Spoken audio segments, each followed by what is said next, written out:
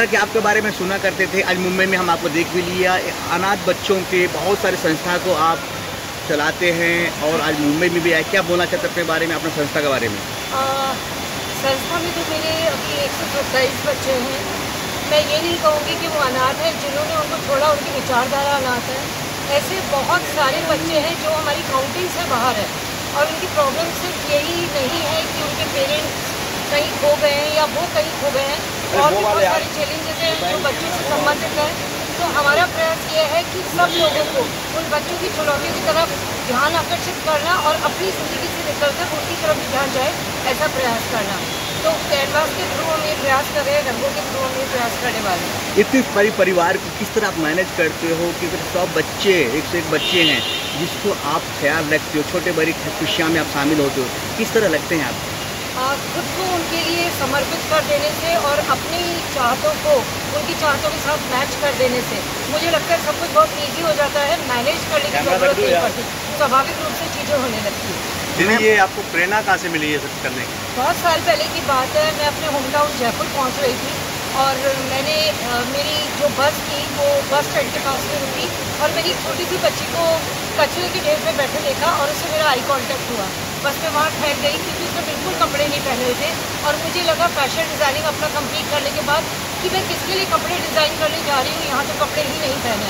तो after fashion designing it was a big question for me और उसके बाद मैं रंगरेजा के रूप में खड़ी हो गई, वहाँ से निकल। मैम साथ ही आपके ऊपर आपने क्या कहते हैं लंबे समय तक पेंटिंग की, एक बड़ा रिकॉर्ड बनाया, उसके बारे में आप क्या कहना चाहिए?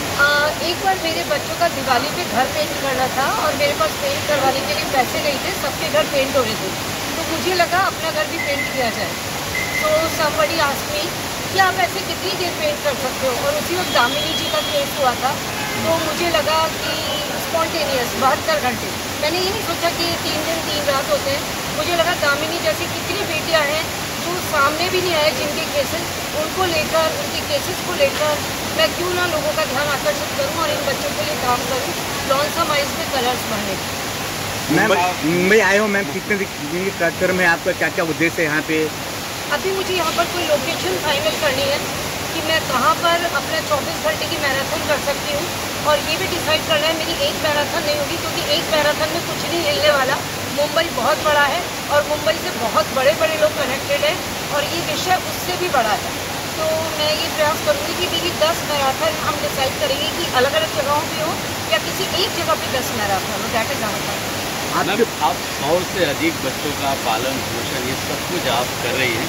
आप अगर ये बताएं कि आपको पहला जो बच्चा है वो कहाँ मिला, मिला कहाँ से आपको ये सुझाव आया, जरा इसके बारे में? रेलवे स्टेशन पे मैं कच्ची बस्ती में पढ़ाने जाया करती थी, तो एक बार ही रात को ट्रेन से किसी ने एक बच्चे को सड़क मतलब वहीं पर रेलवे साइड पे छोड़ दिया। जब मैं नेक्स्ट डे वहाँ पर उन बच्चों के लिए गई आर्ट वर्क वगैरह सिखाने, देन उन्होंने कहा आप इसे भी अपने साथ क्यों नहीं ले जाती, इसका कोई भी नहीं है। तभी मैंने सोचा नहीं, क्योंकि तब भी मेरा भी बाल मन था और मैं उसको अपने साथ घर ले, और आज इतने सारे बच्चे की मम्मा हूँ। आपके लक्ष्य क्या है मैम? आपके साथ कौन कौन जुड़े हैं इतने बड़े लक्ष्य में, इतने बड़े कार्यक्रम करे? देश के मतलब एक होते बेटी, एक देश के बेटी हो, इतने बड़े पीड़ा उठाया आपने। मेरे साथ मुझे लगता है कि आप सब भी जुड़े हैं और सभी जुड़े हैं। मुझे लगता है जिसके दिल में धड़कन का एहसास है वो सभी मेरे साथ जुड़े हुए हैं। कोई भी नहीं चाहता कि कोई भी बच्चा सड़क पर रहे, सबको दुख होता है, बस कोई एक कदम चल पाता है, कोई नहीं। तो जो थोड़ा भी चाहता है वो बस चलने लगे हमारे साथ, यही हमारा मिशन है। आखिरी सवाल, भारत सरकार से आपसे कुछ सहयोग मिल रहा है या मोदी तक आपको ये बात पहुंचा कि एक भारत के बेटी इतने नेक काम कर रहे हैं, ऐसे कुछ बातें आप तक पहुँचे हैं?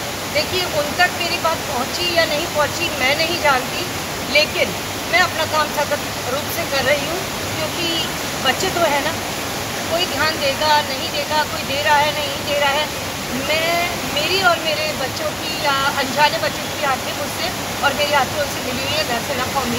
हम उम्मीद करते हैं मैम कि ये आपके बातें, आपका मिशन ना भारत सरकार मोदी तक पहुँचे, आपके और सहयोग मिले, तो क्या सोचते हैं आप लोगों के सहयोग से जरूर पहुँचेगा। Media is fourth pillar and most important pillar. तो मुझे लगता है आप लोगों के द्वारा बात जरूर पहुँचेगी। मुंबई में टीटू जी जुड़े हुए हैं आपके साथ, और कौन कौन लोग जुड़े हैं जिनका आप नहीं जुड़े क्या? हम तो आज से जुड़ गए हैं आपके साथ। सभी जुड़े हुए हैं मेरे साथ। आप सब जुड़ रहे हैं। ये जो मिशन है ना, वो दीदी का अकेला नहीं है, पूरे हम ही सभी का मिशन है। क्या किसी एक का बात नाम ले देने से हम गड़बड़ कॉमन हो जाएगी। मैन किया है कहानी। थैंक यू, बहुत बहुत चाहेंगे आज दीदी मुंबई आई है? सबसे पहले कहना चाहूँगा इनका बहुत बहुत स्वागत है मुंबई शहर में, माया नगरी में। और दीदी जिस मिशन के लिए इस शहर में आई है, वो मिशन कामयाब होगा, क्योंकि हम सब जुड़े हुए हैं। आप मीडिया वाले भी, हम जैसे एक्टर लोग भी, इंडस्ट्री भी, और जो भी दूसरी इंडस्ट्री से ताल्लुकात रखते हैं सारे लोग जुड़े हैं। बस दीदी का 2-3 दिन का जो प्रवास है, इसमें तय करना है हमें पेंटिंग शोज़ कहाँ और कब कैसे कैसे करने हैं। इसी मंथन के लिए, विचार के लिए ये आए हैं। कुछ लोगों से मिलेंगे, कुछ राजनीतिक लोगों से भी गुहार लगाएंगे कि हमारे काम में वो लोग सहयोग करें।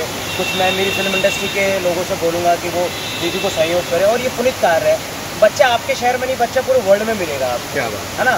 तो उन बच्चों की जिम्मेदारी कोई ना कोई तो लेगा। और दीदी ने जैसे बीड़ा उठा रखा है बच्चों के लिए, तो हम सबको भी थोड़ा थोड़ा प्रयास करेंगे तो सफलता ज़रूर मिलेगी। दीदी जी, हम भी आपसे जुड़ गए हैं, आपको मिशन कामयाब हो, हमेशा आपके साथ में best of luck. Last question, ये कहाँ पे है आपका ये? मैं यही डिसाइड करने आई हूँ, marine drive can be a नहीं, पॉइंट। अभी नहीं, जो आपका बच्चों को आप संभालते हैं। जयपुर में है, लेकिन पूरे भारतवर्ष से बच्चे हमारे यहाँ आते हैं।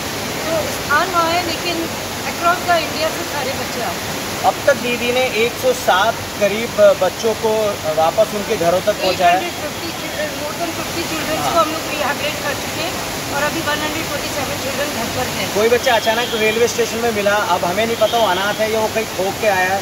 तो जब दीदी के पास वो लोग आते हैं, तो बाकायदा पूरे गवर्नमेंट के प्रोटोकॉल के माध्यम से हम लोग उन बच्चों को उनके घर तक पहुंचाने की पूरी कोशिश करते हैं।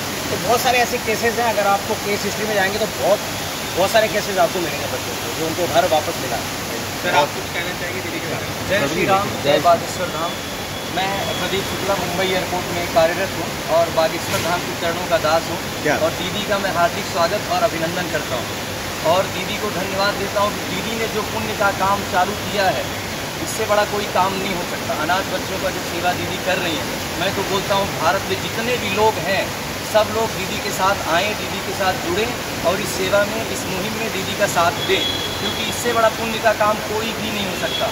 आप जीवन में अपने लिए, अपने परिवार के लिए, अपने समाज के लिए आप करते हैं, लेकिन किसी की आप जब सेवा करोगे तो आपके जीवन में, आपके बच्चों को, आपके परिवार को भी सुख मिलेगा और संसार में अपने भारत देश की भी कीर्ति बढ़ेगी और अपने देश का भी नाम रोशन होगा। और मैं सभी सरकारों से भी प्रार्थना करता हूँ कि दीदी के साथ जुड़ें और दीदी का जितना भी हो सकता है दीदी की इस सेवा में मदद करें। और मैं यही प्रार्थना करता हूँ सबसे कि दीदी जो भी कार्य कर रही हैं, और मैं हमारे हनुमान जी के चरणों में प्रार्थना करता हूँ कि दीदी का खूब साथ दें और दीदी को आशीर्वाद दें, ताकि दीदी सबका सेवा कर सके। जय श्री राम। जय श्री राम। में कोई ऐसा केस जो अभी प्रेजेंट में आपको याद हो, जो लास्ट केस है जो आपको याद हो, कोई बच्चा कैसे मिला लास्ट? एक बच्ची मुझे, मतलब 4 बेटियां एक साथ मिली थी मुझे एक बार, और वो चारों मुझे एक्सेप्ट नहीं करना चाहती थी माँ की तरह। और ये बहुत बड़ी बात थी, क्योंकि बच्चों को मैं मिली, लेकिन उनकी माँ की कुछ ही समय पहले डेथ हुई थी और वो मुझे माँ के रूप में बिल्कुल स्वीकार नहीं करना चाहती थी। तब मैं बहुत सारी चूड़ियाँ पहनती थी और उस बच्ची ने मेरे से सडन इस बहाने दोस्ती की, अपनी 3 बड़ी बहनों को कहते हुए कि अपनी मम्मा भी ऐसी चूड़ियाँ पहनती थी। वो तोतला बोलती बच्ची। आज वो बच्ची एमकॉम फाइनल ईयर में है और सारी बच्चियाँ अपने पैरों पे खड़ी हैं। उनमें से 2 की शादी भी हो गई, दे आर सेटल्ड नाउ। तो वो हमेशा लगता है कि हम रोटी, कपड़ा, मकान, शिक्षा, दवाई सब कुछ दे सकते हैं, लेकिन जो मेंटल और इमोशनल ट्रॉमा होता है उसको भरने के लिए हम क्या कर सकते हैं, ये एक बहुत बड़ा सवाल है। लक्ष्मण जी, मैडम एक